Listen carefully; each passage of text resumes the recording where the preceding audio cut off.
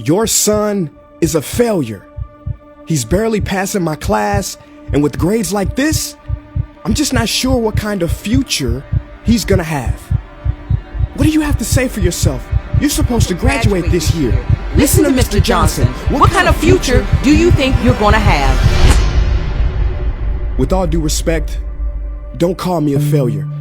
Failure is an event, not a person, in fact. And you talk about the future, Mr. Johnson, but you're not preparing us for that. Excuse me? Just listen to what I'm saying. This should be good. Would you agree that in the future, most careers will become automated? Yeah, so? So the people who succeed will have to be curious, innovative, with resilience to adapt to new changes. What's your point? My point is, the focus in this school is not on that. It is on regurgitating information and test taking, and that's just real. But in today's world, creativity is the most important leadership skill. Oh, that's how you feel. You don't have to believe me, but maybe you will believe the 1,500 executives who recently said creativity is the most important leadership skill. See, pretty soon, no one will be hired because of what they know. Because who cares what you know or if you've memorized a fact? We've got Google and Siri for that. In the future, people will be hired because of what they can do with their knowledge. Can they creatively solve real-world problems, not just follow instructions or directions and bubble in multiple choice questions? So, Mom, that's why I'm stressed, because these robotic tasks we learn in school should stop. Because no one can do a robot's job better than a robot. Billionaire founder of Alibaba, Jack Ma, said that we should not compete with artificial intelligence, but instead focus on developing unique human intelligence. Mr. Johnson, drills are for teeth, not the human mind. So these repetitive knowledge-based tasks we must leave behind. Or in the future, you're gonna find a lot of people graduating out of your class right into the unemployment line. See, many top companies today don't look at grades. Mom, that old way is expiring. Google has been quoted as saying GPAs are worthless criteria for hiring. Founder of Tesla, Elon Musk, agrees. So I say this with unease and sorrow.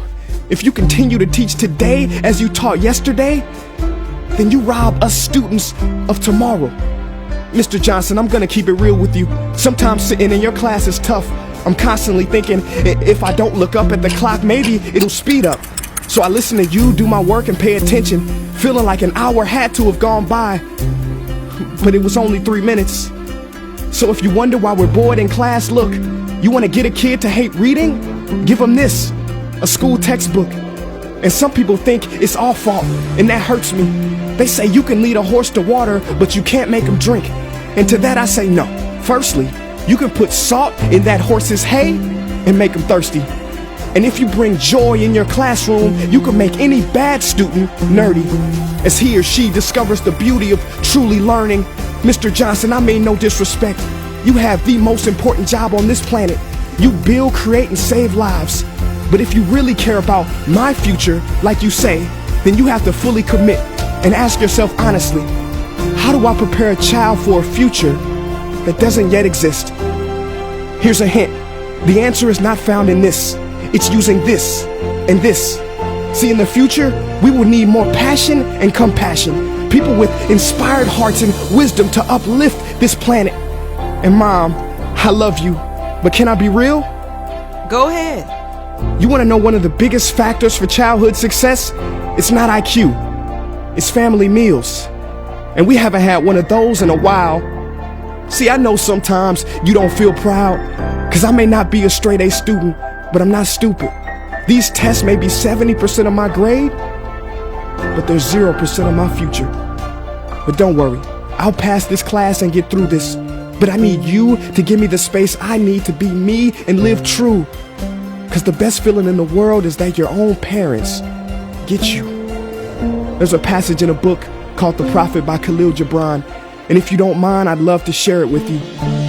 Go ahead. See, he says, your children are not your children. They are the sons and daughters of life longing for itself. They come through you, but not from you. And though they are with you, they do not belong to you.